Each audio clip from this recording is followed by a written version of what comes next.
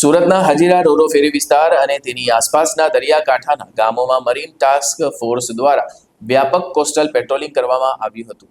ઉચ્ચ અધિકારીઓના માર્ગદર્શન હેઠળ કરવામાં આવેલા આ ઇન્ટેન્સ કોસ્ટલ પેટ્રોલિંગનો મુખ્ય ઉદ્દેશ્ય દરિયાઈ સરહદો પર કોઈપણ પ્રકારની આતંકવાદી ઘટનાને રોકવાનો છે. મરીન ટાસ્ક ફોર્સના એડીજીપી શ્રી અમિત વિશ્વકર્મા અને ડીઆઈજીપી શ્રી એમ મુનિયાના માર્ગદર્શન હેઠળ આ મોટી કાર્યવાહી હાથ ધરવામાં આવી.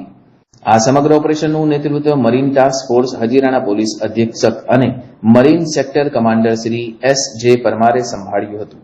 Police inspector M Jambukiya, PSI B R. Tadvi, PSI S B. Patel અને મરીન સેક્ટર હજીરાના તમામ મરીન કમાન્ડોએ અલગ અલગ ટીમો બનાવીને સંપૂર્ણ વિસ્તારનું સઘન પેટ્રોલિંગ કર્યું. કમાન્ડોની ટીમોએ દરિયાકાંઠાના શંકાસ્પદ ઇસમો, બોટો અને આવવારૂ જગ્યાઓ, ઝાડી ઝાંખરાનું બારીકાઈથી ચેકિંગ કર્યું હતું. સાથે સાથે ઘણા શંકાસ્પદ લોકોને પૂછપરછ પણ કરવામાં આવી હતી.